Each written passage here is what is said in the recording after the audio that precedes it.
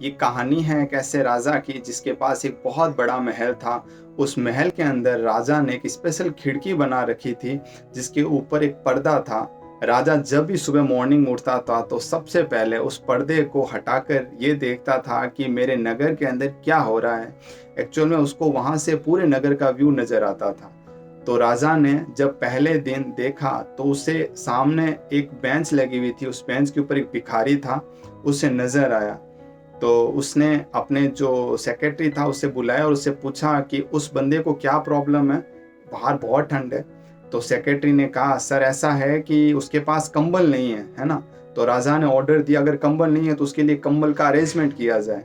तो अब क्या हुआ कि जो सेक्रेटरी था उसने जो अपने जो कोऑर्डिनेट था उसको ये कहा कि भाई मतलब उसके जो नीचे काम करने वाला जो सिपाही था उससे कहा कि कल तक है ना उसके पास कंबल होनी चाहिए। उसने कहा ठीक है। राजा एकदम आश्वस्त था कि शायद उस भिखारी को कंबल मिल गई होगी। राजा ने दूसरे दिन जब उठकर वापस पर्दा हटाया तब भी उसने नोटिस किया कि अभी भी वो भिखारी वहीं सो रहा था, उसके पास कंबल नहीं थी। राजा को गुस्सा आ गया और राजा ने उसे वापस बुलाया और उसे बुलाकर ये कहा कि अभी भी ऐसा क्यों नहीं हुआ है? आखिर क्या वजह है कि अभी भी उसके पास है वो कंबल नहीं पहुँची है? तो राजा ने जो सेक्रेटरी था उसने कहा कि सर राजा जी हमारे नगर के अंदर ऐसे-ऐसे सैकड़ों भिखारी हैं, तो हम उनका पूरा एक डाटा कलेक्ट करने की कोशिश कर रहे हैं, फिर सबको है ना अरेंज करवा देंगे ना। तो राजा ने कहा ठीक है चलो कोई दिक्कत नहीं है। तो वापस तीसरा दिन हुआ। तो मॉर्निंग में जब राजा ने वो पर्दा हटाया तो राजा ने देखा कि वो भिखारी अभी भी वहीं था, बट उसके बाहर बहुत सारी भीड़ लगी हुई थी।